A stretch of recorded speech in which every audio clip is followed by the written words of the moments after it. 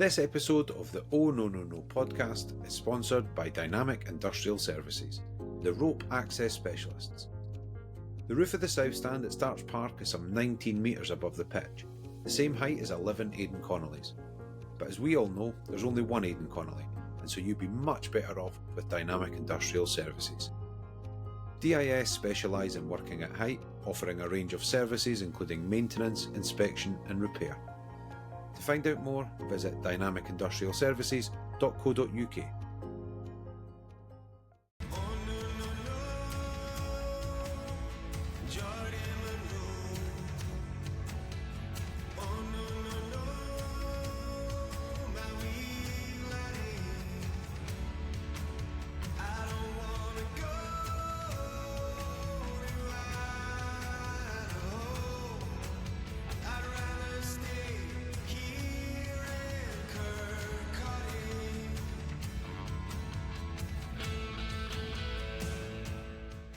In 2019, Australia's Abdullah Zainab was the first rider to cross the finish line of the Trans Am bike race.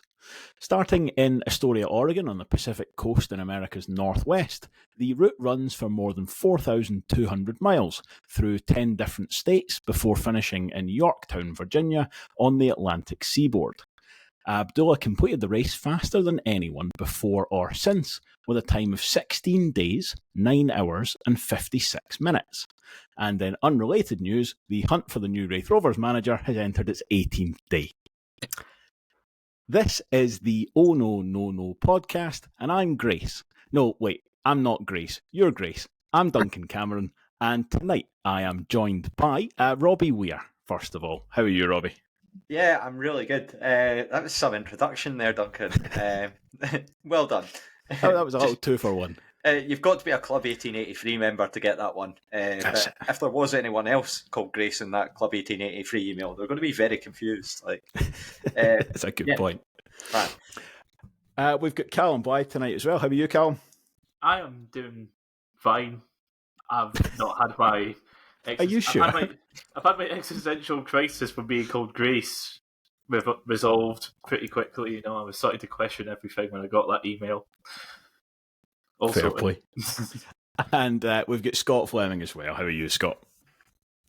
Yeah, really good. Cheers. Good to get obviously the football back, and we had obviously that week off. But no, and obviously we've got a new signing as well, so it will be good to get all that stuff chatted about as well. Yeah, definitely. But lots to talk about in this one. But let's start with the news that there is no news. So the search for a new manager goes on, and I think the rumour mill is barely turning. The Starch Park's been watertight in terms of kind of news breaking free of potential candidates. The few names that have cropped up appear to be quite loosely related, if anything. But at this point, Robbie, as I say, I think we're about 18 days in. Robbie, you starting to panic? Nah, not particularly, because it's a weird one. It's like there's not been any rumours of names that, like, when we announced Gary Locke, for example, and there was that sort of 2 or 3 hour period before, and everyone was like, this has got to be a wind-up. It can't really be real. There's not any sort of like names that have came out that have been linked properly. But in general, just that either you can react to negatively or positively. I mean, everyone's got their preferred candidates, and I know that sort of press articles are sort of going. We've had like quite a few coaches from other clubs that have been asked, and nothing's came to fruition there. There's been a lot that's gone on in the fan base where people have said, we need an update, and they get one today, and then you've got people complaining because the update's not exactly the wording that they wanted. It's just a bit like, look, I mean, what are we really expecting the club to say? It's a business, and you can't be...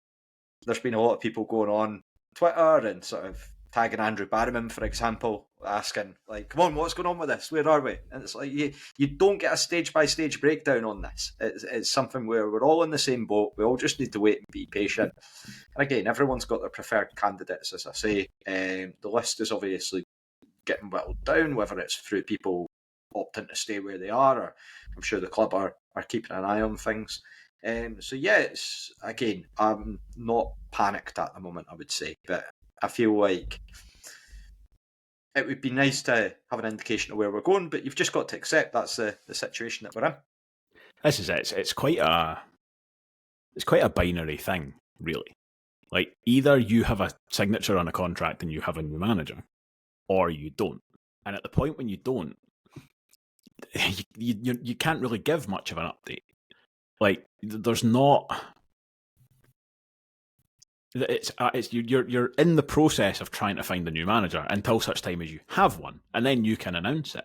It's tricky to really, like, what would the content of that update be, other than because, like, for example, for this, like, I'm probably the same boat as quite a lot of people, where Liam Fox has been heavily linked in terms of the press speculation. I can see Scott grinning away. The overwhelming reaction to that is people on Twitter like, we can't do that, we can't do that. Now, obviously, that's the club's prerogative, whether they do or they don't, and everyone's going to have their own opinion on that to varying degrees. A lot of people are going to be quite extreme and sort of like say, you can't do that. But ultimately, the club can't come out with a statement and say, yeah, Liam Fox, he's not what we're looking for. Like, you've just got to accept this is the situation that we're in, and we can't really, as you say, it's an all or nothing. It's basically like, we're all going to find out at the same point, and just got to be patient in that respect, even if it is a bit frustrating because you can't rule certain names out. Yeah, and I think, even the bookies have just lost interest. They just stopped quoting odds on this. I think the most recent you can get is from about a week ago, and as you say, Liam Fox is the sort of quote unquote favourite as far as that goes, but he's still odds against, which, as I said the last time we were on, or whenever that was, if the bookies have any thought that it might actually be that person, they'll be shorter than 6-4. Like, there's if the entire book is odds against, they do not know who it's going to be, even on a level of heavy suspicion. And I think you're quite right about the Gary Locke thing as well. Like, news of these kind of things previously would leak out. With that, it was like kind of rumoured, and then it was incredibly heavily rumoured the day of, and I think we all knew it was coming, and we're in varying degrees of distress about it. Whereas, I think the best example you can get of that is the fact that nobody knew Ian Murray was getting sacked until, literally 5 minutes before the Record had it. I think it was the first that I've heard anyone really saying that they got any kind of heads up on it. And even that, it all seemed to be, now largely I think it was down to disbelief, but it was all couched in kind of question marks. People were being asked 5 minutes before it was announced, is this right? Are you hearing this too? Mm-hmm. So I wouldn't be at all surprised if when it is announced, if it more or less does come out of the blue. And it's, you could potentially be a name that we've not heard before. Scott, how are you feeling about the whole thing? Obviously, I think it's probably fair to say, of those of us who've been on the pod and kind of talked about it, you were probably the furthest along the line of kind of it being a bad decision from the outset. How are you feeling now that we're quite far down the line and we haven't lined up a replacement yet? Yeah, I certainly wasn't turned on that podcast that we did about the sacking, but nah. I mean, I've been discussing it with the rest of you guys in the group chat and a few other mates and stuff like that. Every day I seem to have a different opinion about it, to be honest. Like, you wake up, you're not sure really, because it's getting to the point now. You've just said it's 18 days. Like, it feels like it's not been that long, but at the same time, it has felt that it's been that long. Like, when it comes to Sunday, for instance, that'll be 3 weeks that we've been without a manager. And I feel like that's the sort of time, really, if like you're struggling and you're not in a good position as a club and not many managers are that bothered about going to you. But I feel like we're such a attractive job right now at the fact of what we did last season, the position the club are in just now in terms of social media, on and off the park, what the club have invested in, basically. Like, everyone has looked at it and went, oh, the Rovers are doing, like, a really good job now, like, on every sort of platform. But obviously we don't know, as you've said, it's been watertight out of the club, so you don't actually know what the hell's been going on in the last few. You're hearing names are going, oh, they're meant to be going up to Kirkcaldy for an interview the day or whatever, but it's like, well, how would you know? Like, nobody's going to know. So no, I'm now just more just intrigued into who they're going to come out with now, because as you say, the last week especially, it's got to the point that genuinely nobody has a clue now that who it's going to be. So I'm not going to get to the point where, like, if it's a sort of manager that I don't agree with, that I'll say, I told you so. I'm not going to get to that point, but I still believe that the sacking was wrong. Like, I think that it was completely the wrong time to do it.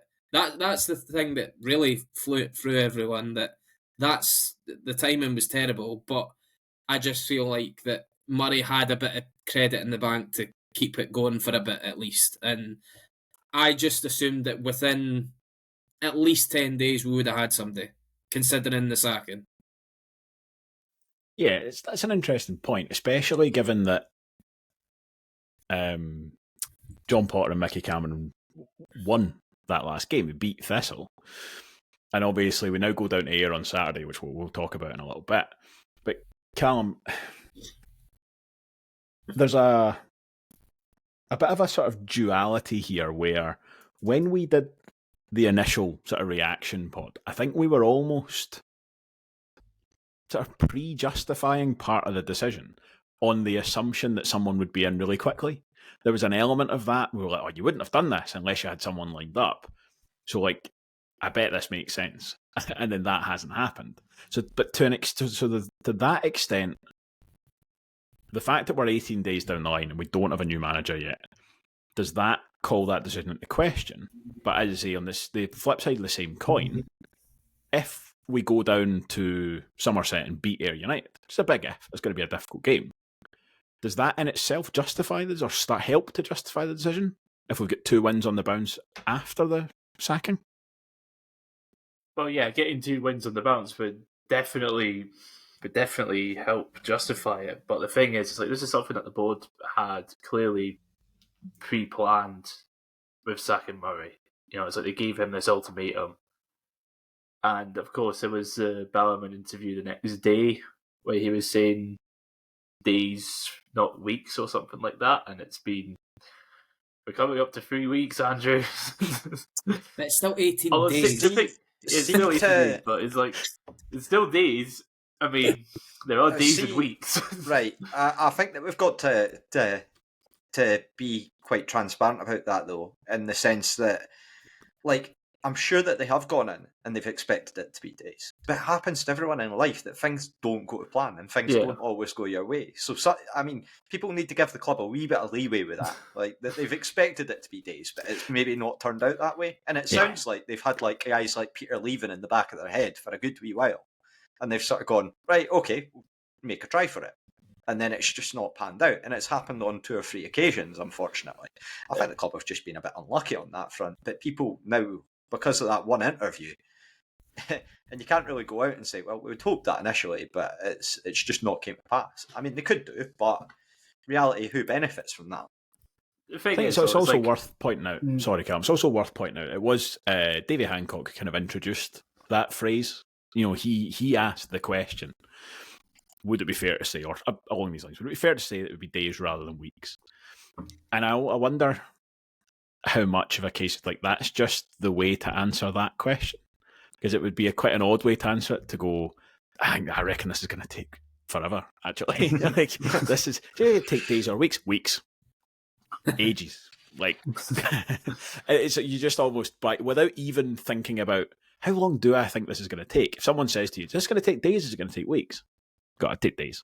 But I don't think that to be fair, it's I think it's a viable, it's a reasonable point to say, you know, I've not looked at numbers to back this up, but 18 days must be beyond the average for football teams appoint a new manager after they sack one in the middle of the season. I say the middle of the season, it was the very beginning of the season, but See, to add to between that the first as well, and last games of the season.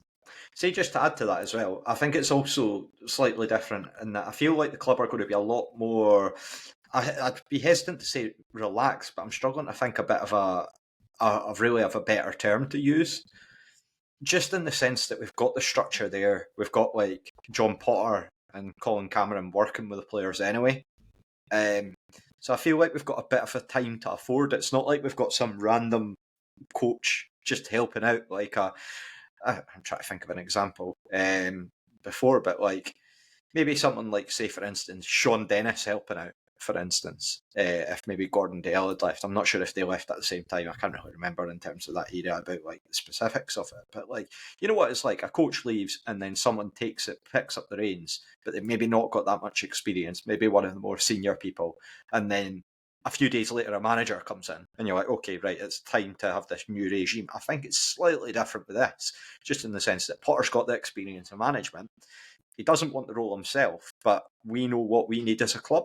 So I think that's why they're probably a bit more relaxed. So honestly, I know it's probably going to be tempting fate saying this, but see if it did roll on and it took like end of next week, going on the week after that, like just with the structure in place, if we keep getting results, I don't think anyone's really going to be, people will get frustrated. And you might look from the outside and people might be like, oh, that's really strange, they sacked their manager after one game. But really, I think you would probably, as a fan, deep down, you would probably be pretty calm about it if we continue putting in the performances. But again, that really comes down to how well we do on Saturday, which in itself is going to be a different situation. Yeah, I think you're right. I think that's always going to be a huge factor in it. And I think I just want to say, I reckon like the mood for me right now is basically, I think for most of us is basically no news is better than bad news at this point. Yeah, like, that's a great point. Yeah, it's like Balmain did say, you know, it's like we're not going to rush it. We want to make a good decision, not a quick decision. So I'd rather, you know, go down that route than and that's always going to be the case, isn't it? You'd rather take your time and get the right person, and it's the free week is probably a bit of a blessing and a curse in the sense that, especially for someone like John Potter, who's obviously got a lot on his plate at the moment, actually a weekend without football must be a godsend. It's just like one less thing to worry about. But what it means is that everybody else is just sitting at home wondering about where the hell are we getting this new manager from. But then the other thing with that is, had we had a game last weekend and won, there would be less of an issue. But that's double-sided, because it's, again, if you get beat, it's suddenly more pressure that's there. And that, I think, is a dynamic going into Saturday. That if we beat Ayr United, people are still going to be asking the question, we'll still be asking the question, who's the new manager? Where is he? How come it's taking so long?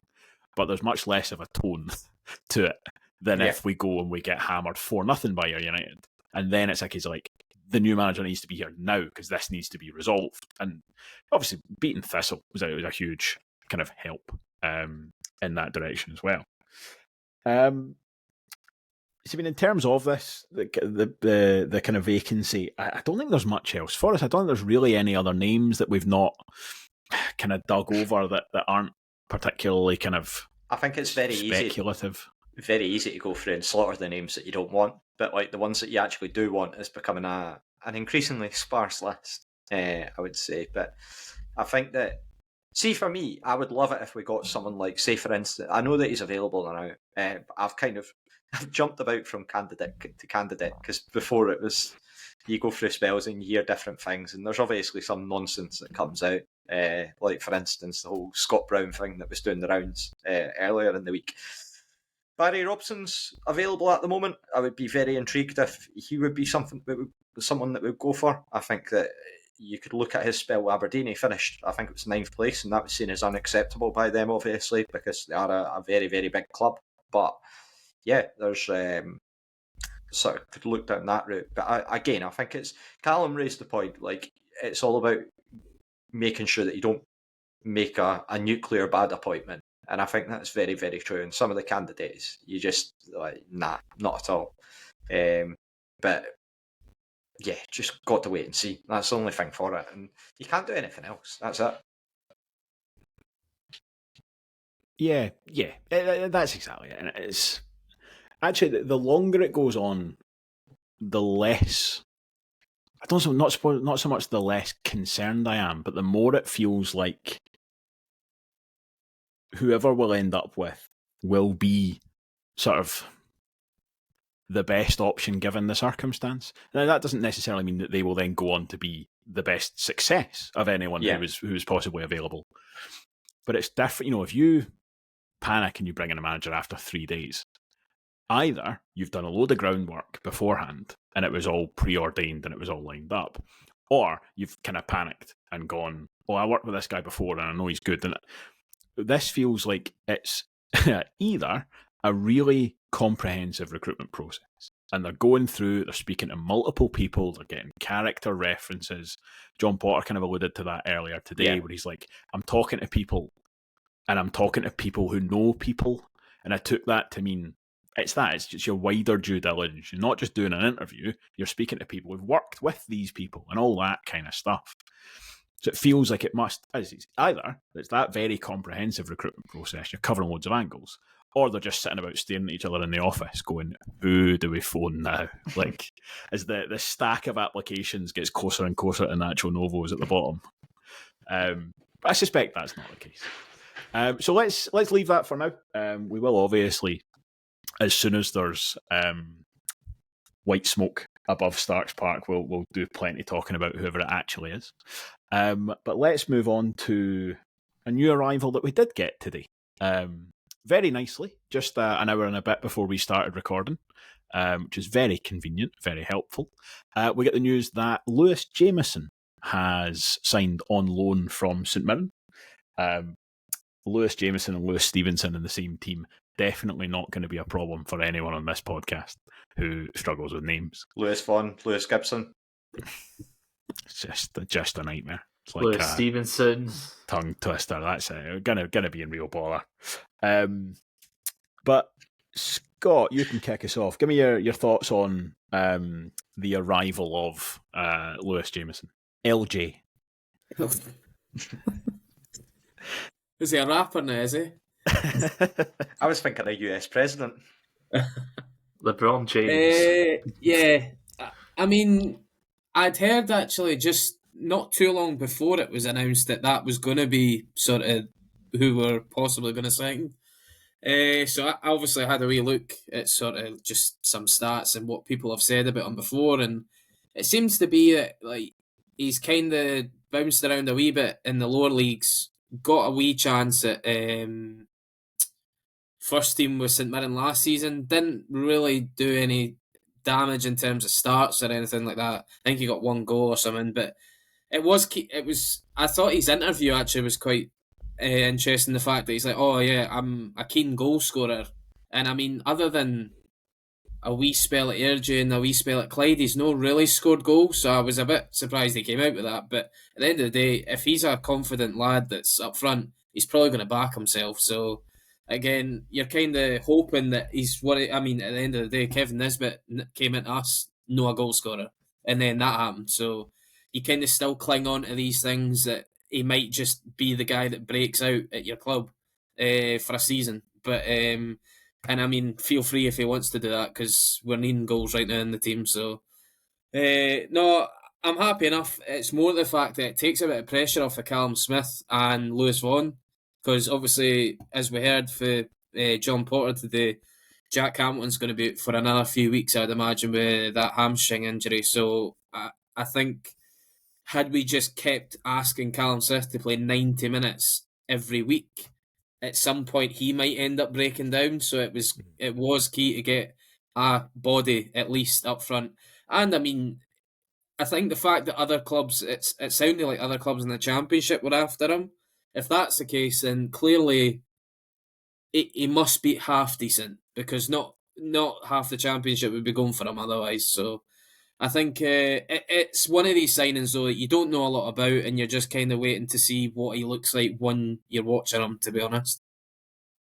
Yeah, it's I mean, last season, he had 19 games in the Premiership for St Mirren. Now, the majority of those were off the bench, but I mean, he did start some games, and that's a decent St Mirren side. So he's definitely got, compared to some of the loanees that come out the Premiership, he's been playing football. Last year, he's not just an academy guy by any means at all. Robbie, I know you've got loads of primarily podcast contacts across the game. Anytime there's somebody new coming in, your DMs go far and wide to get us some scout reports. What have you been hearing in relation to Lewis Jamieson? Yeah, I straight away contacted an Airdrie fan that one of the guys from the Lonely podcast, which is their own podcast, and he was effectively saying that, I mean, the majority of the time that he was on the bench with Airdrie, and he did score a hat-trick against Montrose, but they didn't really see much of him to judge. I think that he's gone back to St Mirren and really sort of asserted himself and managed to stay there. But yeah, interesting to see that he prefers to be played up top rather than out wide. He is one of those players that gets listed as sort of like a winger stroke striker. I think that generally the reviews that I've seen from other fans is that he is relatively decent. So quite keen to see one of the Airdrie fans saying that he looks like something that we don't really have, which is a pacey forward that will run in behind.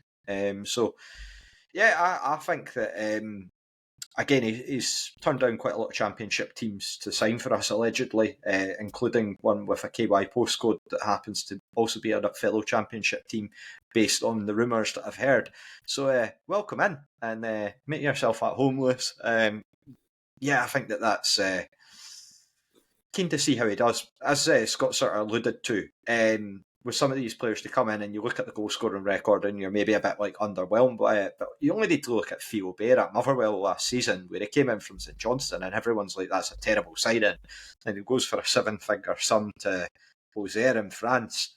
Again, it's not going to be the same type of situation for him. Every player's different, and you wouldn't think that he's going to be flying away for those sums of money from Raith Rovers, but same time, he's here for at least 6 months until January. There's a potential recall clause, and just keen to see what he offers because, again, I think that we have been quite light up top, and if we can get him in, play him in a style where we can utilise him using those attacking players, feeding balls in behind that we've sort of alluded to wanting to do, then might be able to do a bit of damage for us and can kick on. And football's players are notoriously confidence-based, so yeah, just build them up, see what happens, see how things go.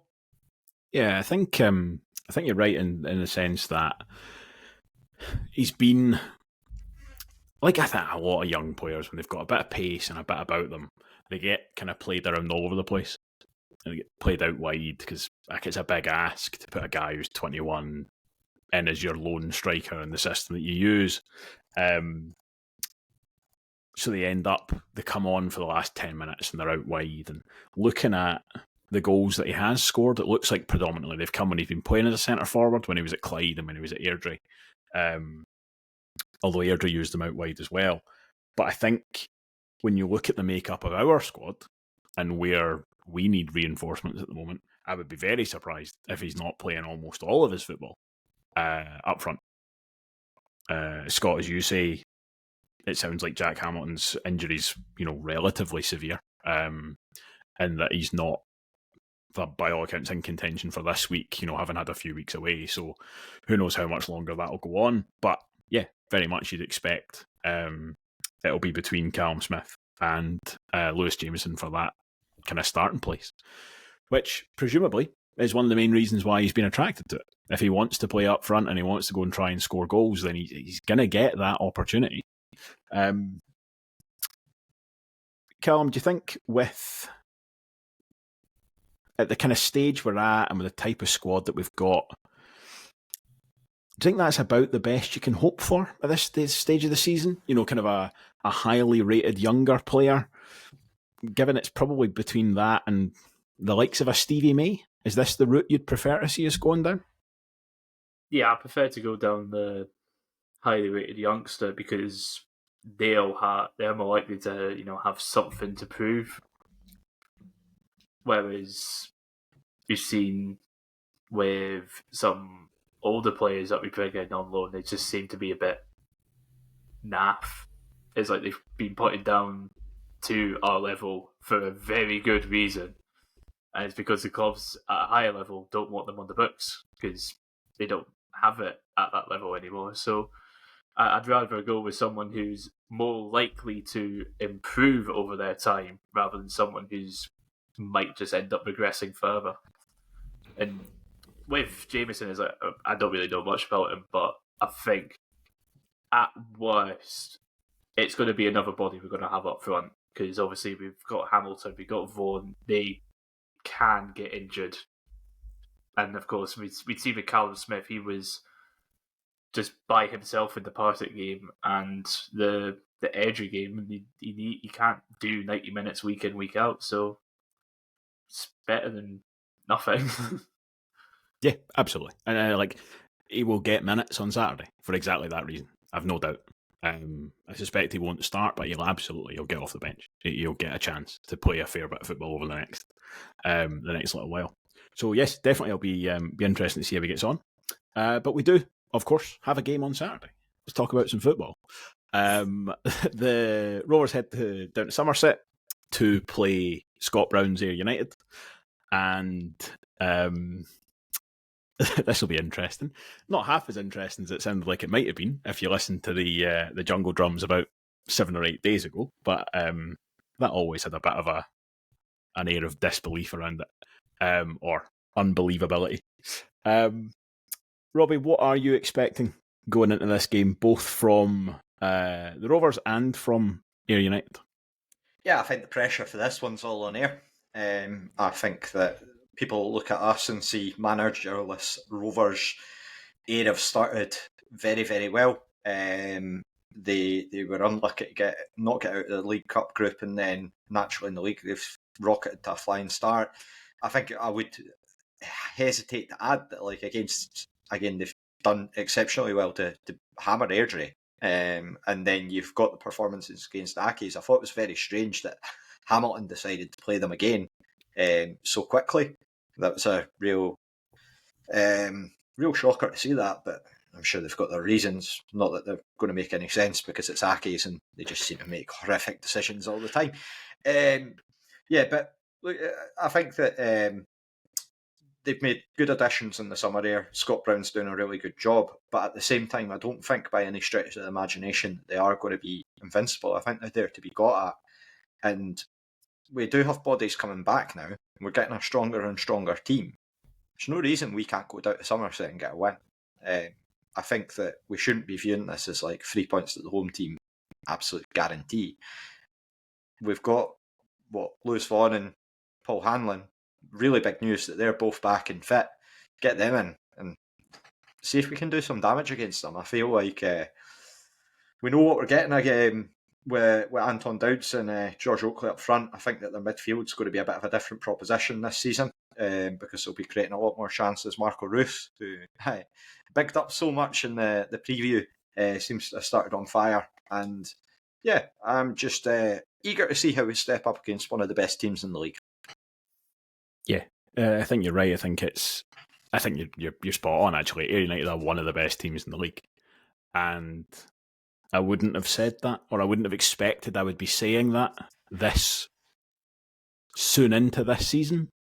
There was a lot of the guys they brought in. You're like, they might turn out all right, but they'll need time to settle and all this kind of stuff. They've really hit the ground running. Still the odd decision in there. They're still playing Frankie Missonda at right back, apparently.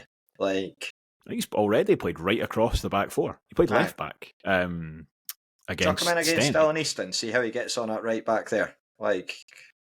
Every faith that Dylan Easton could do some damage there. And I think that people overlook that loss. I think that people overlook that we've still got all these attacking options.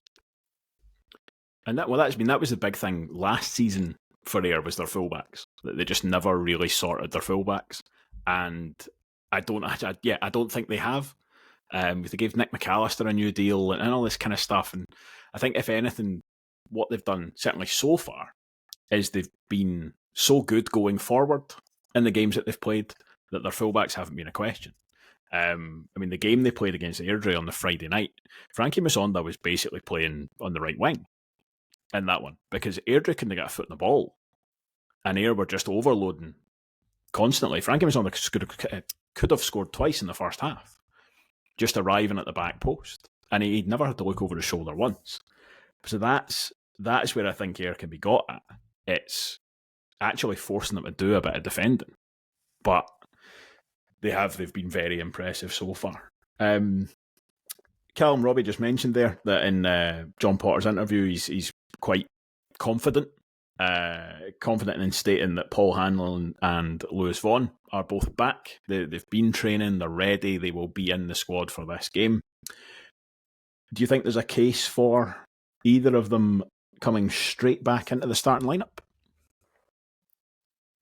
I think a case could definitely be made for both of them, because obviously we have had that extra week of rest compared to Ayr, but it's also quite likely where you could just be like, no, it's fine, just like bring them on after 60 minutes, 65 minutes or whatever. Just get game minutes in, start them off, not like full 100. Just don't do that. Well, saying that, they could do. It was like Vaughan didn't play any of the League Cup games, and then he started against Airdrie, so it's like could just do what they wanted then. Where it's like, did Vaughan play the full 90? No, he came off towards the end. He did come off towards the end. I was thinking it was just like when he was announced in the team sheet, he came off for Hamilton, and then Hamilton then had to. Yeah, that's what it was. It was pretty much just a case of it's like, yeah, he'll probably if he does start, he'll play like an hour to 70 minutes at most, probably. So could go either way. I don't see either of them playing 90. And about Ayr starting off strongly, it's just like I looked at obviously I did my predictions video and I said they would finish fourth. I think they've recruited really, really well. And of course, they've got 9 points out of a possible 9, but we do have the caveat that they have played Accies twice. Yeah, which is a pretty big caveat. As far as asterisks go, that's like a size 72. Scott, what about you in terms of Paul Hanlon and Lewis Vaughan coming back? How important do you think that'll be? And just give me also your general thoughts on Ayr United and the Rovers going into this one.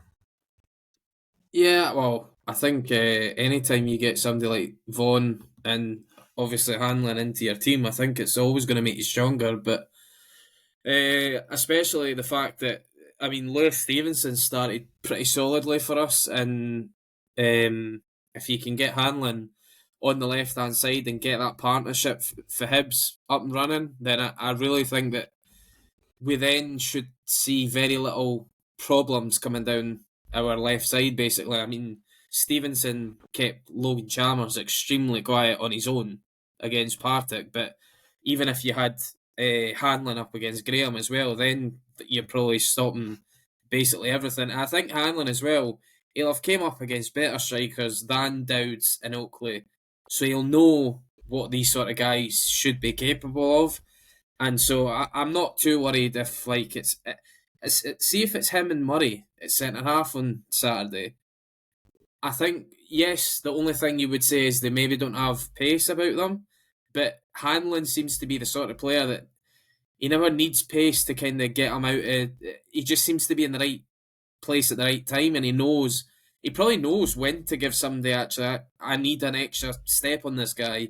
Probably backs off a wee bit, or if he thinks this guy he's not really liking me getting in about him, he'll probably then just step in closer. So he's a smart defender, so I think if we can get him back in, and I don't know, Callum's mentioned it, whether he can give you 90 minutes, I'm not sure, but at least get 70 to 75 out of him, and hopefully we're in a winning position at the time that we can make the change. But and as to Vaughan, again, I just hope that he can get back, run of games, and just continue on for last season, because we all seen what he did last season, and he actually had a really good record against Ayr, funnily enough, last season. I think he got a hat-trick in the 4-4 mental game, and then he got at least one down at Somerset last year as well. So he likes to play against Ayr, and that's going back to obviously the season that we lost out in the league to them. Like that, he had a right ding-dong with their fan base that season. So I think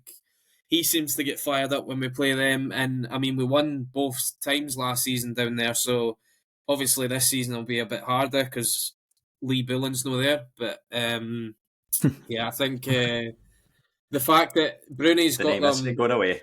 Scott Brown's got them playing a lot better stuff, and I was impressed. The 5-0 game, like they literally just pinned Airdrie back, and it was just chance after chance. It could have been 5-0 at half time, and nobody would have complained. Like genuinely, like as you said, Masonda missed chances, Henderson missed chances. I think Oakley had missed chances as well as scoring. So I think we're going to have to defend well, but I do agree with Robbie that they can be there to be got at. I think that we just need to be smarter about it, but also I think we've just got good players that can go for them. But I mean, at the end of the day, we've been talking them up as if they've like done something mental in the championship. They've won 3 games out of 3.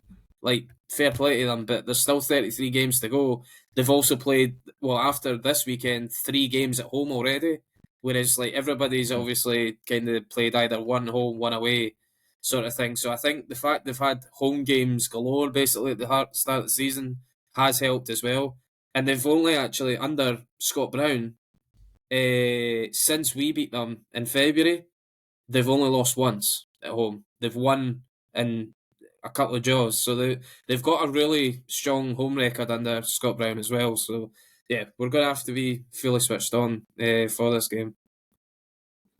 Yeah, absolutely. I mean, I was looking at a lineup for this one, sort of with that in mind, and I have broken from my own convention, and I've decided to go with Mickey and John Potter's 4-1-4-1 from the Thistle game, just to try and how could you ingratiate myself with the interim management team.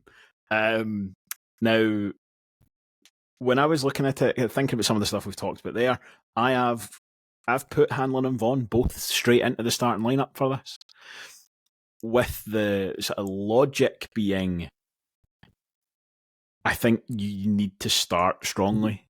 I think this is a case of, if you can get in front of Ayr United, that's going to be your best bet. If they can take the lead, I think they've got the ability to really turn the screw and hit you on the brake and do all of that kind of stuff. So if you can impose yourself on them, so I've gone, best players out in the park. So for me, I've got Kevin goal, I've got a back 4 of Stevenson, Hanlon, Murray and Matthews. Obviously an interesting sort of decision to be made there again in terms of Kieran Freeman, whether he had some kind of knock or not, I've got no idea. Presumably with a fortnight he's fit, you would expect. So it'll be interesting to see if Ross Matthews retains his place there. I would keep him there. I actually increasingly really quite like him as an option at right back. Sean Byrne is my holding midfielder. Strung across the middle, I have Lewis Gibson retaining his starting place. Lewis Vaughan and Sam Stanton, with Easton out on the wing. So actually it's Josh Mullen drops out of there to let Vaughan come back in. And I am starting Callum Smith. But already, I think you can tell with that, by the hour mark, you're making 3 substitutions. You're probably like the ghost of Lee Ashcroft. It means that you want to be bringing Paul Hanlon off. Vaughan's coming out of that as well. And you've got Lewis Jamieson champing at the bit to come in. Robbie, how about you? Have you got a lineup, or you got any strong thoughts on who should be in or who should be out? Yeah, I'm going for a full house of Lewises in my team. So, it's effectively Kevin goals, Stevenson, Hanlon, get that formation or that partnership back together, just like the good old days, alongside Murray. And yeah, I'd actually agree with you about Ross Matthews. I would keep him in from the start. I think that he's done everything asked of him at right back. I think it'll be a tough shift, but I feel like he's the type of player that can step up to the mark and you need it. Sean Byrne, again, holding midfielder. And it was Scott Brown's been mentioned as being doubtful. So, yeah, I think that, again, it's just in terms of the centre mids, who I'd really go for in there. I'd probably have Easton in that central role and set it up in that manner, with maybe Stanton alongside him, Gibson and Connell on the wings, and then again, it's really just, I've not actually wrote out a lineup, as you can probably tell by me gibbering away here, but yeah, again, I wouldn't be too surprised if we start Jamieson up top and just give him a run out right from the start. Callum Smith, again, I know that we've had the week rest, and Callum Smith's done everything asked of him, much like Ross Matthews, where he ran himself into the ground in that Partick Thistle match. So I think it's a bit harsh to drop him, but at the same time, I'd be keen to get Jamieson in from the start, particularly if we've got him available there, just to spruce things up a bit. So yeah, that would be fair enough. And just give me with 12 on the pitch. Give me a scoreline prediction as well, please. I'm going to go with 2-1 Rovers. I actually have a confidence that we can do it. I think that Dylan Easton's got a decent record down there as well. I know that Scott touched upon that Lewis Vaughan was doing well against them, but yeah, for me, Easton got 2 goals down at Somerset last season, and I'm sure he scored in the other games as well. And yeah, I would have a goal for Jamieson as well to kick him off the mark. Good stuff. Callum, a line-up and a prediction from you, please. Funnily enough, I feel like it'll be what you said, Duncan, when it comes to the lineup, where it will be Hanlon and Vaughan making their starts, Matthews staying right mid and Gibson staying centre mid, because Gibson centre mid worked really well in the Partick Thistle game, so I'd imagine he'll want to start. Whether he does, whether Matthews is brought in now and Freeman's brought back in right back, we'll just have to see, because we don't know if Freeman was carrying it up for that Partick Thistle game or not. So we'll see what happens there. But apart from that, same squad as you, Duncan. Score-wise, I just... it's like I feel like it's a draw kind of game. I feel like it'll be a score draw, like a 1-0 or something. I feel like there's 2 very good teams going up against each other, and so I'm just going to go with a 1-0 draw. Pretty sure in Blair's predictor I've gone for a score draw, but optimism is taking hold. So I'm going to go. I'm going to say the Rovers tip the balance, and it'll be 3-2 by full time. I'm going to claim, I can't remember if this is true or not, that I didn't know we'd signed Lewis Jamieson before when I made that prediction. So now that he's in, I reckon he's going to get the third. Scott, how about you? Well, I'm the same as you. I think this no manager thing does weird things to you, because I'm also changing my formation. So I've actually gone for a 4-4-2 to match Air Up, actually, to be honest. I think if you go man for man, you kind of stop them doing what they want to do in terms of really use the likes of Jay Hen. They were absolutely, I just refer, because it's the only game I've watched them, the game against Ergie, they were just absolutely bombing down that right-hand side, and they made Hancock look like a poor left-back, and then we know that he's not. So I think if we can try and make Henderson think about having to do some defensive work as well, then I think that we could be on to something. So I've got the same sort of backline, to be honest. I've got obviously Kevin Goals, Matthews at right back, Ewan Murray, Paul Hanlon and Lewis Stevenson. My right side of midfield, I've got Aidan Connolly.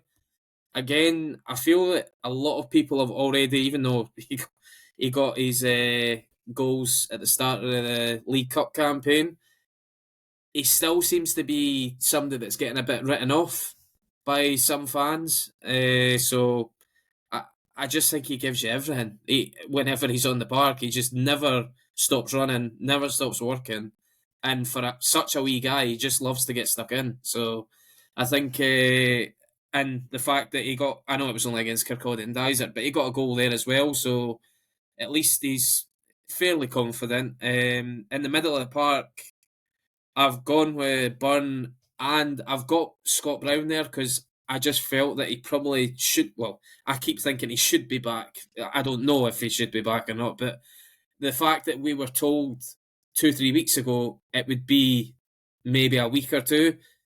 I'm just thinking that he should have been back for this game, basically. So I've got him down. Whether he starts, I don't know. And then I've got Easton out on the left with Vaughan and Smith up top.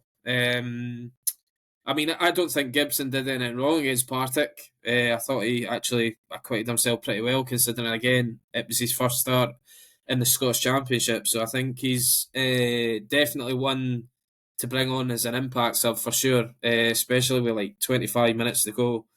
If maybe like a Connolly or something's just ran his race and needing freshened up, then what it better than somebody that's extremely direct, as we've seen already in Lewis Gibson. And then again, when you look at the bench, I always refer to it every week because I feel like no other team in the Championship has the depth that we've got. They might have one or two decent players on their bench, but then they're straight into 18, 19-year-old kids that, fair enough, they're trying to use their academy, and that's fair play to them, but they're not household names. We've got, well, guys that I've left out. You've got Josh Mullen. Obviously, Lewis Jamieson will be there. Sam Stanton on the bench. Like guys like that who were involved in so many goals. Liam Dick as well. So many goals last season. The fact that they can't get into our team just shows you. The wings especially. Like, it almost doesn't matter who you pick and who you've got on the bench. You've just got four great options. So I mean, I've got Easton and Gibson, but all that means is I've got Aidan Connolly and Josh Mullen coming off the bench.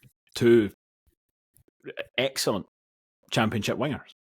And you could flip that round. I'd be quite happy if the starting wingers was Connolly and Mullen, and I'd be delighted that I've got Lewis Gibson and Dylan Easton to call on. So you really can't go wrong. That's what you want, to be kind of stacked in those positions. Funny to talk about benches because I'm just looking at the air bench from Saturday. They made 3 subs. They brought on Jake Hasty, Mark McKenzie, and Roy Siller as their subs. But then other than that, you've got like Fraser Bryden, Nick McAllister, their sub goalie, Scott Tomlinson, who's a 19-year-old. You've got Ethan Walker, who's a 22-year-old up from England, and Dylan Wattrip, who's our 4th sub, who's a 17-year-old that's came through the youth system, I think. So yeah, I think there is still, for all Ayr have done really, really good in terms of the recruitment. I think that we've got a lot more depth on our bench than they do on theirs. So I think that could be, again, it could be an important factor. But again, we are a bit jobber football fans who speculate and probably going to end up getting clipped and embarrassed by this. I think we're beyond being embarrassed with the daft stuff that we see here. I think we've 100%. just reached a level of acceptance with it. Perfect. Well, I think that'll probably cover us for as far as Saturday's concerned. So we'll see how that goes and how wildly wide of the mark we've been with some of those predictions. But before we go, to round off the episode, Robbie, I believe you have Should McStay or Should Dargo for us. Yes, I do. So I've got 7 clues for this one. And yeah, as I say, just guess along if you're playing at home or here. So are we ready? Very ready. Okay, just give us 2 seconds. I'll keep track here. The first clue, I am a former Scotland under-19 internationalist.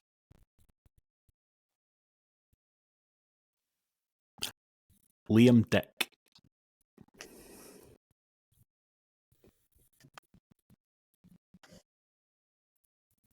Okay. Something in the back of my mind tells me he's played some sort of age level football for Scotland. Dylan Cole?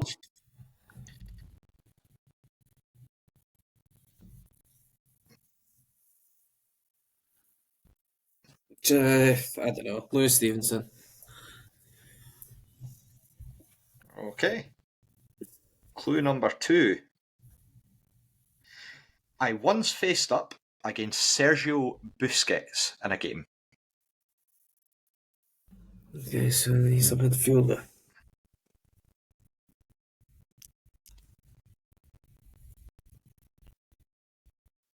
Regan Hendry. Actually, no, that's a stupid guess. That's a terrible guess. I'm taking that away. That's a horrendous guess. Nah, it's stuck. It's stuck. I'm keeping you there. I just then went, Christ, Busquets is about retired. I don't know, man. I don't think that's as mad as you'd think because he played. Maybe not. I was trying to say Barcelona played a friendly against Dundee United, and they've played Hibs not a million years ago. I'm going to change away from Liam Dick. I feel like we'd know about it if it was Liam Dick. But I'm going to say Greg Cameron, who I think played about 4 games for us on loan from Dundee United. But I think the era might match up with that one friendly they played. Callum? Fuck it, Sean Bowen. Kenaway Busquets himself. Exactly. I played 19 games for Rovers, scoring twice. I think Sean Bowen's played more than 19. That's too He's many. not scored more than twice. Scott's saying the same. He's head to the ceiling for audio listeners. Sorry, Robbie. What was that? 19 games. Yep, 19 games. 2 goals. 2 goals. Well, he's going to be closer age-wise, but I'm struggling for anybody else. Jason Holt.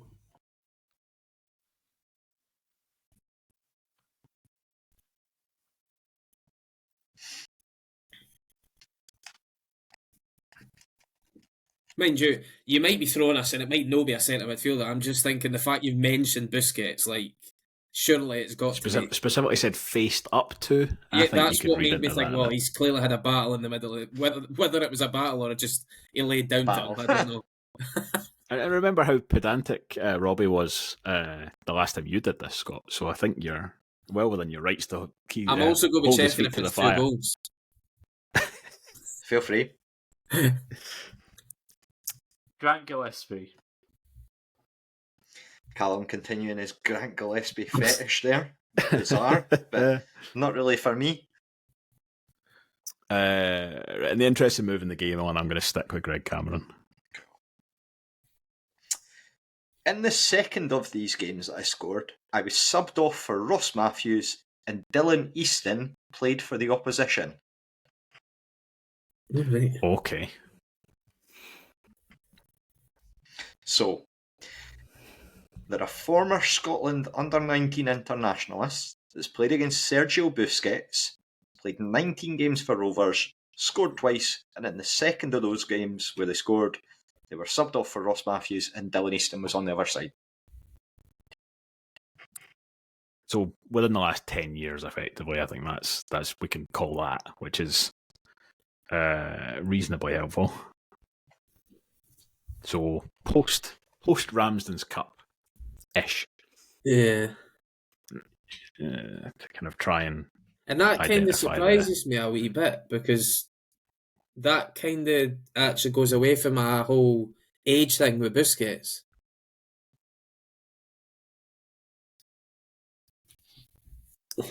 I mean, you basically get 2 options of that, don't you? Either they've played...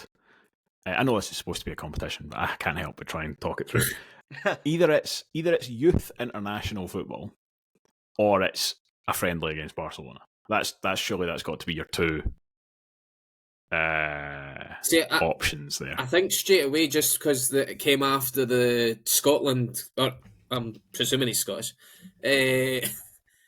After the international clue, I just thought, well, it must be youth international. That's why I was like, well, that's a horrendous guess with Ryan Hendry, but you could be right. It could be something to do with Barca played them at some point in a friendly. Ross Callahan. Just the 19 games? It's always That's a funny good when point, someone Scott. blows a clue up like right after you put it in. I was thinking you for I've came out with the 10 most years wild ago. one ever that Regan Henges played against It was- Busquets. It was even better when Callum was guessing players that hadn't even played for the Rovers with Jai Katongo. Sorry, right, hang on. Right. Scotland You under want me to recap the 19s. clues? Scotland under 19s, right? Screams loanee to me.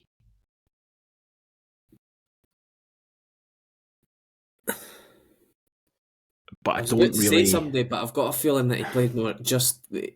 He probably did play more than 19 games. 19 games.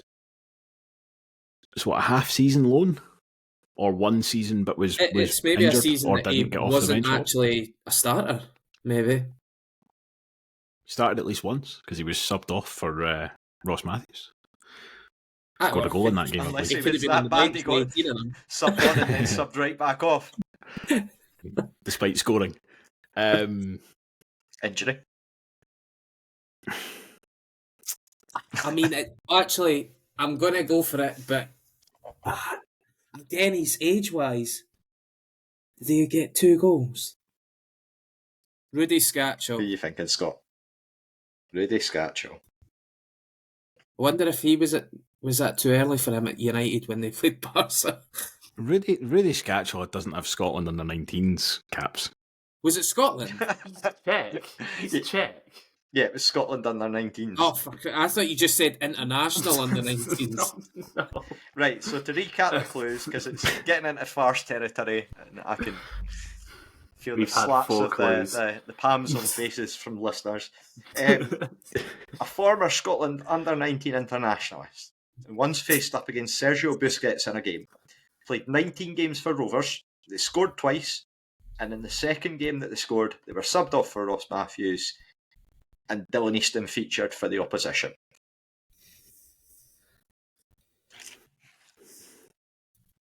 Nah, give us the next clue, Robbie. I'll just keep you on Greg Cameron. I played 18 games for Arbroath in the season that they won League One. Ryan McCord. I couldn't tell you a single player from that squad apart from Derek Gaston. I said that very Gaston. quickly. I could name their entire back four, but I'm not convinced any of them played for Scotland at under 19 level. Any He's the further only guy I guesses? could think of straight away that could be playing for Arbroath as well.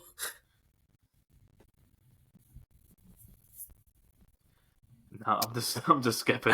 18 games for Arbroath. The season that they won League One. A player who also played for us. Sorry, I didn't mean to say that like it was a surprise. I realised that's the conceit of the game. But What clue are we on to now, Robbie? We're on clue 5. Alright, so it should be getting easier apparently. No, there's no way. David Smith. David Smith. Callum? Did Chris Hamilton play for Arbroath? Chris Hamilton never played for Rovers though, so Fuck. thank fuck for that. Look, I'm just thinking names. I'm just Multiple thinking names, Chris like, Hamiltons, who the fuck none of them plays Ian for Arbroath. Ludlow Arbroath? is currently roaring with laughter right now. Again. Nah, I can't think of Next week it'll be Jai Hamilton. Jai Hamilton. it. Chris Katongo. Would you like clue 6? Yes, please. I was signed for Rovers by Ray McKinnon. Oh no, that rules him it then. Lewis Toshney. Oh, I think you're right, Scott. He played a little bit in midfield when he was younger, I know that. And he filled in a few times for us. But Yeah. obviously he's a And he centre-half played- mainly. Any other Definitely guesses has- aside from Lewis Toshney? Nah, No. I think that's right, because he's got Scotland youth level caps. Played for Very Celtic's youth injury teams prone. as well, so there's every chance he's played youth Champions League or whatever. I would have said gut feel that he played more than 19 games for us, but we didn't have him for very long.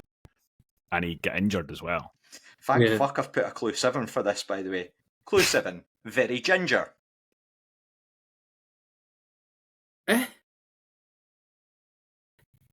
What? Is it Ryan McCord? Is that your final answer? Denny, do not tell me that that's Ryan McCord. Is that your final answer, Duncan? No, I can't. I mean, I suppose, but I feel like I've stolen it. It's Ryan I can't McCord. believe It's Ryan McCord. It's finally happened. It's finally happened. I just didn't think that he was signed by McKinnon. He was, yeah, came in at the season. That season. Scored see if I 2 goals. I don't, honestly, even knowing the answer, I'm like, I don't think that's true. I don't think that's true. Scored a penalty against Arbroath, I think it was, and a goal up in Elgin when Dylan Easton was playing for Elgin. I remember him scoring up at Elgin. I don't remember Dylan Easton playing for Elgin. I don't think any of this happened. Cabin fever set in from the manager hunt. But no, he played against. He played in the 5-1 loss. So if I give you the let's have a look at the lineup that was there for Barcelona. I still can't believe that he was signed by Ray McKinnon. That's what put me off him. The starting 11 for Barcelona when they played, the goal scorers was Thierry Henry, Lionel Messi, Samuel Eto'o, Lionel Messi, and for United, Prince Blavin. You've got Victor Valdez. I knew it was that friendly. I knew it. Dani Alves, Martin Cáceres, Rafa Marquez, Victor Sanchez, Seydou Keita, Eidur Gudjohnsen. He's a great trivia question, by the way. He's, like the players that he's played with in terms of his clubs. He's played with Ronaldinho, the old Ronaldo. Just some of the, if you look back through the players that he's played with, it's absolutely ridiculous. Mark Krosis, who ended up at Celtic, Thierry Henry, Pedro, and Bojan. And then on the bench they had like Piqué, Busquets, Hleb, Eto'o, Messi, Yaya Toure, and a few other youth jobbers in there. Ryan McCord got 6 minutes at the end of that game. I think that's a scandal. I think that's to say he's went up against Busquets for 6 minutes as well. And the dugouts, it was Craig Levein against Pep Guardiola. I'm sure Levine's been asked about that friendly before, and somebody says, "What did you think of Messi?" He's like, "Oh, I don't even really remember him doing much." And somebody went, "Aye, he got a couple of goals." He scored a hat-trick, I was just looking to see if Greg Cameron played in that game, but he didn't, so that's that was, as far as this game goes, that was an excellent one, because you managed to really throw us. None of those ring true. None of those feel correct. It was only when I looked at the transfer marks thing and saw that I thought he'd only scored like the 1 goal that I could remember, and then it came up with that Scottish Cup game up at Elgin, because I remember going to that because me and my mate really wanted to tick it off the list. It might have been Grant Anderson that got the second, but it was. Aye. If you told me that Ryan McCord played every single game that Barry Smith managed, I'd believe you. That's who I thought had signed him. That just feels more accurate to me. Despite the fact I just made it up, feels more accurate than he only played 19 games and they were for Ray McKinnon. That's exactly why Toshney came into my head, because I was like, well, he was playing it under McKinnon, and I do not remember McCord under McKinnon. See, if you'd stopped me there and asked me if I wanted to put £500 on it being Lewis Toshney, I would have asked if I could have. You'd have been £500 down. I was like, yep, that totally rings true. Under 19s, I'm sure he did that. Aye. No, that's an excellent one. That's I was a very, so surprised, very good Scott, because you got it, and I was like, aye, he's like locked in with this answer here. There's no way. And then when I said the McKinnon one, the fact that you changed, I was like, oh my God, this is happening. Like, what's going on? This never happens. Yeah, it was the fact then you went, oh, he's really ginger. I went, right, who was a ginger centre half under McKinnon? And I was like, nobody. That just, you said he was really ginger. So, Christ, that can only be Ryan McCord. I was going to say David Bates, but I was like, he's a centre-back, and I don't think he played for Arbroath. I'll give it time. Right, thank you, everyone, for listening. I think we will call it there.